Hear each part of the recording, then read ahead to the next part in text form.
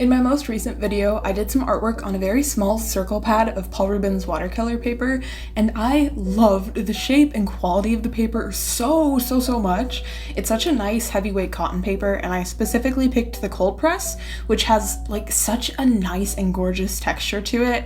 I'm a huge fan of cold press paper, and this is easily one of my favorites that I've ever been able to get my hands on. So before I even posted my previous video, I actually went ahead and ordered a size up of the paper. The initial pad I purchased was smaller than I expected, so I got the next size up, which is 7.5 inches, and it is definitely closer to a size I am comfortable working with. A lot of you guys were also interested in this paper from my last video, so same as before, I'll absolutely leave a link in the description box if you want to check it out. I purchased this paper off of AliExpress, so it does take a couple of weeks to arrive, upwards of a couple weeks depending on where you live, but both my orders, honestly, from the Paul Rubens store felt like they barely took any time at all to get to me, so that's always nice. This specific pad was also only $13, and it comes with 20 sheets, so like, it might be a little bit expensive to some people, but all things considered, for cotton paper especially, that's a really good deal. And I loved working with the actual like shape of this paper. It being the circle shape, it's just so different. Like, it's so nice, and I was really looking forward to working with this new pad of paper because it was much larger surface area, and like I said, just much more comfortable size for me to actually work on. I've also been pretty motivated lately to yet again attempt to expand my horizons and work on backgrounds for pieces. So for this painting, I decided to do a pretty simple background. I've always gone back and forth in my art journey with like going through phases where I want to draw backgrounds, so I practice on them for a little bit and then just kind of abandon ship. So I can honestly probably count on one hand, especially like the amount of time I've drawn like any kind of background and then also included characters to go alongside the background. Like, I can count that on one hand.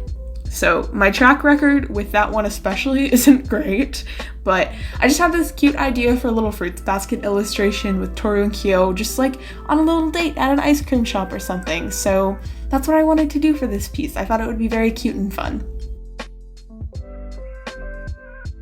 I did struggle a little bit with the sketch. I tilted Kyo's head a lot more than I intended to, and I debated on a while whether or not I wanted to try and fix that because I was really happy with how his face turned out, and I figured if I erased it and redrew it, it had a lot of potential to turn out very poorly, so I just went with the over-tilted head. It's not the end of the world, and all things considered, like, it's okay.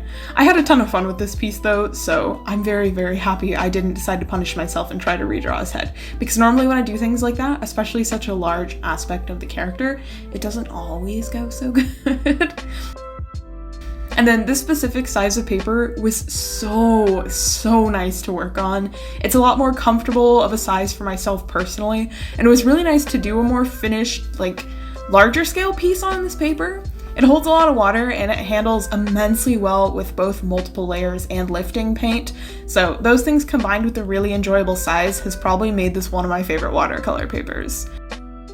It's just such a weirdly different experience painting on circle-shaped paper, and I've had such a fun time using it.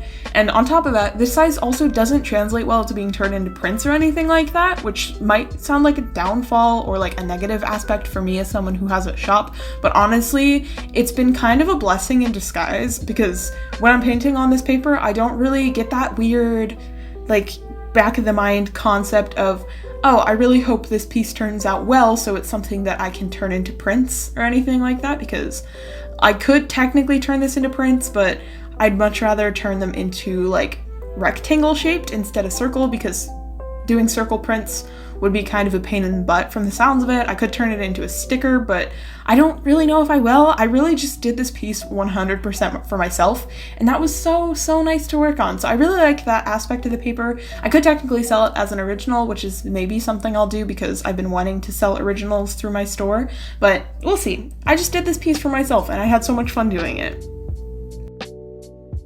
The background aspect itself was also super simple. I wanted to keep it a pretty basic color scheme since I think that's something I end up struggling with normally, especially since I don't always plan things. I tend to wing it with color schemes and stuff like that. So for the most part, I tried to keep things to a simple pink, yellow, and blue for the small background details, and I kind of dinked that up because I painted some of the background like little ice cream stall building brown, and then I didn't like how it looked, so I tried to cover it up with several different colors along the way. I ended up settling with a pinkish reddish color and calling it good.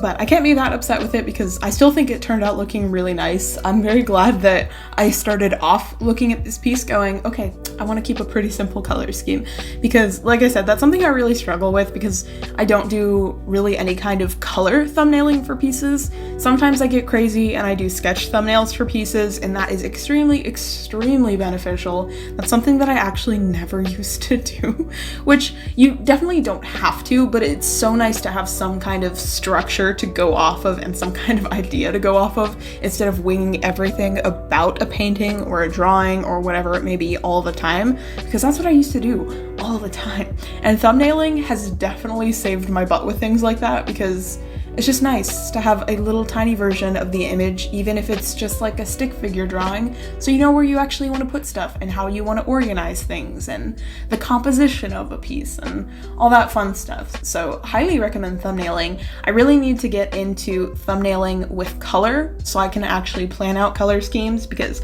normally I just have a very basic concept I want to do and I just kind of roll with it that way. I never plan super far into detail where I want to put things, which is so awful for myself, because there's so many times where I find myself working on a piece and as soon as I lay down a color and cover the entire space at which I want that color to be, I look at it and I go, oh, I should not have done that. And especially with a medium like watercolors, or most of the mediums I use are pretty translucent. Like I would say obviously watercolors is my most preferred medium, and probably second to that would be alcohol markers.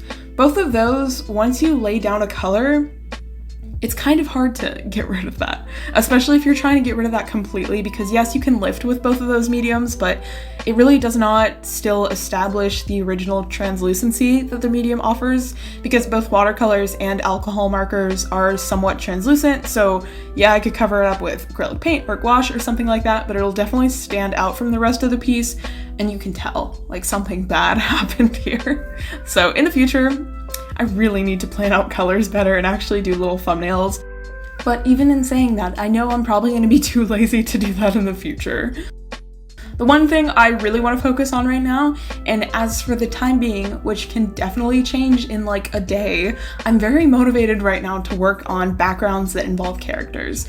Because like I said before, I've gone through phases where I really want to draw backgrounds, so I practice drawing backgrounds, and most of the time that does not include characters in the background, and it might not sound like that's a huge difference, but like it's such a different game to do characters or backgrounds, or both of them together, because then you have to work out so many things with perspective and making sure things are sized the way you want them to be sized and stuff like that.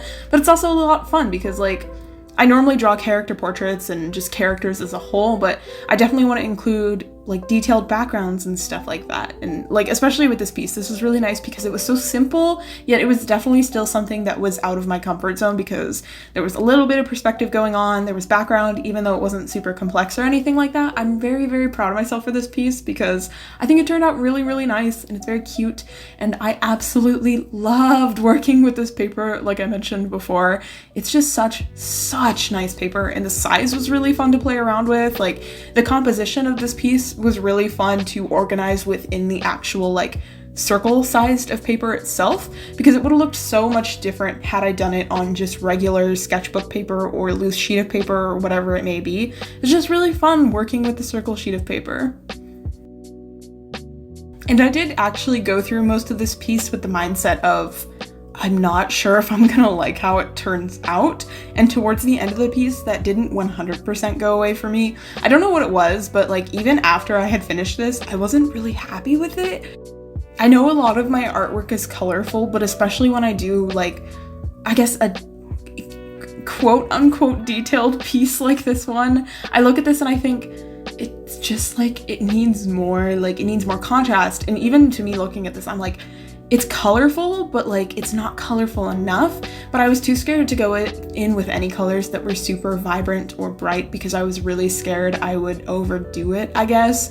So I kind of struggled with that aspect of it. And in the end, my way to kind of fix this for me was just to take some Posca pens and do little dots across the piece, and honestly, I felt like that added so much to it. I felt like it was kind of bland before I added that in, so even though for me, I do that a lot and I feel like it's kind of just almost like a crutch of sorts, where it's something I'm relying on that I shouldn't rely on. Like, I should find a way to make my art look the way I want to without adding this. I do really like how it looks with it. I just wish I didn't have to rely on that to be happy with the piece, I guess. Like, I know it's a little bit contradictory to say I don't want to rely on this, but also I like how it looks. So I hope that makes sense, the point I'm trying to get across. I just don't want to have to rely on that to, I guess, add color to a finished piece. I want to get to the point where I just want to add it because I like it, not because I feel like I need to add something else to the piece to make it look a certain way, or to give it enough contrast, or to give it enough color, or whatever it may be that the piece is lacking. But yes, I actually wasn't super happy with this piece even when I finished it and added everything and was like 100% completely done with it. It actually genuinely took several days of it sitting on my desk to be like, oh, okay, no, this turned out really nice. Like, I actually really like how it looks. Initially, when I finished it, I was like, yeah, I don't want this. Like, I've been very heavily contemplating listing originals on my online store, and that's probably something I'm going to do in my next update. But when I finished this piece, I was like, yeah, I'm getting rid of this bad boy. I don't want to see it ever again. But then a couple of days later, I looked back on it and I was like, no, I really like how this looks. I'm very happy with how this looks, and I'm proud of myself for doing something with background and a tiny bit of perspective and multiple characters in an illustration too. Those are all big things that I struggle with. I'm also super excited to use this paper more in the future and do more like little background pieces here and there, because this was a lot of fun to work on and it just adds so much to the piece having some kind of background going on. So I'm really happy that I went ahead and did it. Thank you guys so much for watching, and I will see you in the next one.